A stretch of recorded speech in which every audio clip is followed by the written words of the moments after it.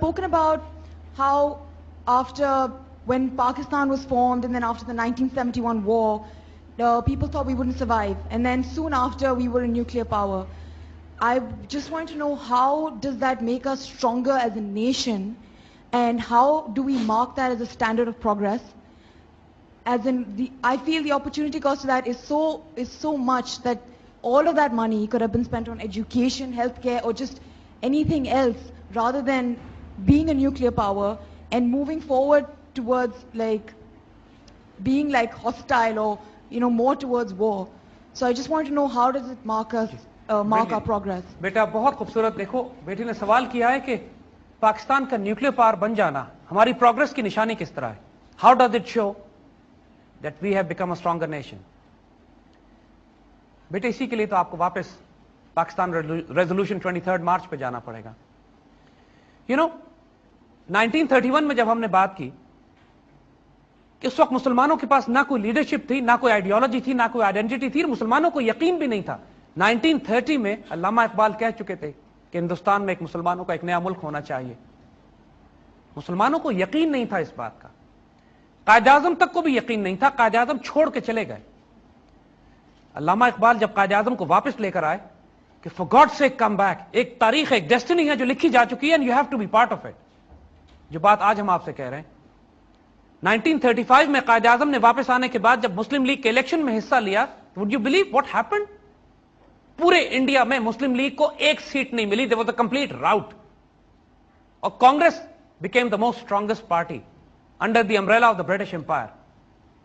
और उन 4 सालों में जो कांग्रेस ने किया, फिर जब कांग्रेस को पहली दफा 1000 साल से मुसलमान इंडिया पर हुकूमत कर रहे थे, उन्हें हिंदूज पे, फिर मुसलमानों से हुकूमत अंग्रेजों ने ली.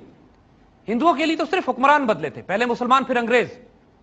लेकिन जब 1000 साल के बाद पहली मर्तबा सिर्फ चंद सूबों में कांग्रेस को हुकूमत मिली, तो उन्होंने क्या किया? मुसलमानों की फोर्स कन्वर्जन शुरू हो गई कि मुसलमानों को दोबारा हिंदू बनाया जाएगा. शुद्धि तहरीक शुरू हुई. उर्दू जबान पर पाबंदी लगाई गई, मस्जिदों पर पाबंदी लगाई गई, गाय की कुर्बानी पर पाबंदी लगाई गई. मुसलमानों को वंदे मातरम, हिंदू नेशनल एंथम पढ़ने पर मजबूर किया गया. और हिंदू मुस्लिम राइट्स स्लॉटर करना शुरू किया गया मुसलमानों को उन तमाम इलाकों में. और इस हद तक मुसलमानों के साथ जुल्म हुआ. वही सब कुछ देखो, जब मुसलमान हुकूमत करते हैं तो डिग्निटी और ऑनर के साथ करते हैं. एक दफा की बात नहीं है. हमने स्पेन की 800 साल की मिसाल दी. हमने सुल्तान सलाहुद्दीन अय्यूबी, जो हमारे मिलिट्री कमांडर है, मगर वो जब बैतुल मक़दस शरीफ फतह करते हैं तो एक एक नाइट तक को माफ कर देते हैं. जबकि उससे पहले जब क्रूसेडर्स ने फतह किया तो मुसलमानों का खून घोड़ों के घुटनों तक आया. कई सौ साल खिलाफत उस्मानिया में यहूदियों को जो ईसाइयों ने यूरोप से निकाला, स्पेन से निकाला, तो खिलाफत उस्मानिया में मुसलमानों की पनाह में आकर यहूदियों ने अपने आप को महफूज तस्वर किया.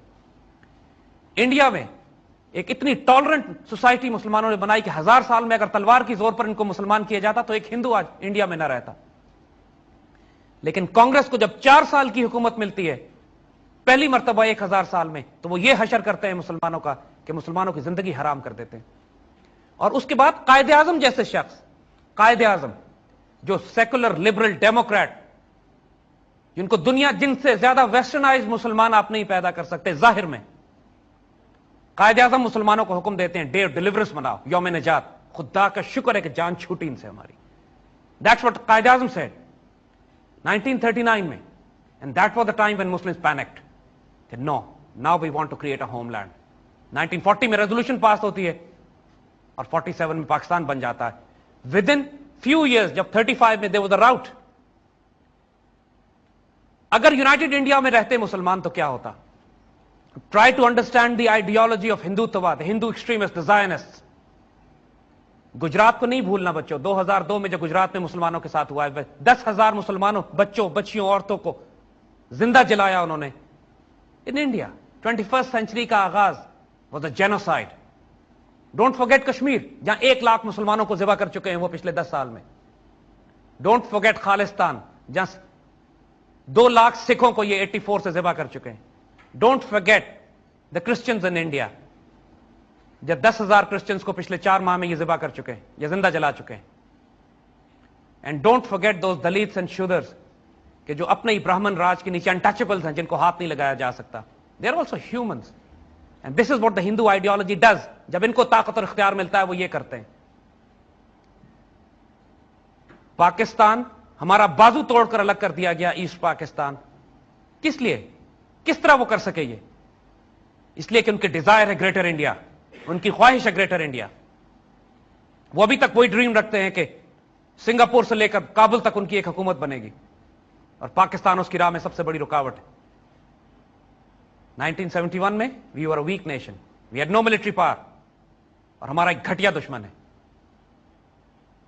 हमारा हमसाया हमें अच्छा नहीं मिला। I wish we had dignified honourable enemy, even not even honourable with their enemy, जो इंसानों और बच्चियों और औरतों को जिंदा जला दे। 40 लाख मुसलमान पाकिस्तान बनाते हुए उन्होंने शहीद किए थे।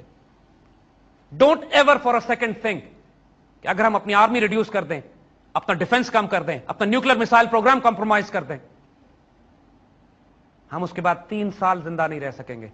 We will all be slaves of Hindus once again, उस आजादी के लिए जिसके हमारे मां बाप ने इतनी कुर्बानियां दी थी। Never ever for a second doubt this. हमारे पास मिसमैनेजमेंट है, बैड गवर्नेंस है, हमने खयानत की अपने मुल्क के साथ, पैसे जाया किए, खयानत करते हैं, इसलिए डेवलपमेंट नजर नहीं आती। मगर इसका मतलब यह नहीं है कि हम अपनी इज्जत और आबरू की हिफाजत के लिए जो हथियार बना सकते हैं वो भी ना बनाए। 71 के बाद हम न्यूक्लियर पावर बने, और हमारे पास एक रीजन इसलिए था न्यूक्लियर पावर बनने का कि 74 में इंडिया ने न्यूक्लियर एक्सप्लोजन कर दिया था। 71 में वो पाकिस्तान तोड़ चुका था, 74 में उसने न्यूक्लियर एक्सप्लोजन कर लिया। The balance of power was so much in their favour that they were planning to overrun Pakistan in 3 years.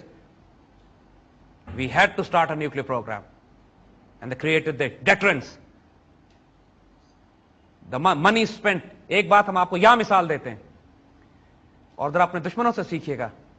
1948 में जब इसराइल की रियासत बनती है, और उसके बाद गोल्डा मेयर, एक यहूदी औरत जो उनकी प्राइम मिनिस्टर बहुत मशहूर, उससे एक अखबारी जर्नलिस्ट ने इंटरव्यू लिया। Golda Meir wanted to buy weapons for the state of Israel, और इसराइल के पास उस वक्त पैसे नहीं थे, अमेरिका ने उनको इतने पैसे देने शुरू नहीं किए थे, और चारों तरफ अरब मुल्क, मुसलमान मुल्क जो थे, ऑब्वियसली दे वर हॉस्टाइल कि Israel was transplanted with in the Muslim heartland, तो इसराइल को अपने दफा के लिए वेपन्स चाहिए थे। तो उस जर्नलिस्ट ने गोल्डा मेयर से कहा कि आप अपना सारा बजट असलहे की खरीदारी पर खर्च कर रहे हैं, क्यों? You should spend this money on development, education, health care, roads, construction, housing. तो गोल्डा मेयर ने कहा कि मैं एक बात तुमसे कर रही हूं, लेकिन उसको छापना नहीं जब तक मैं मर ना जाऊं।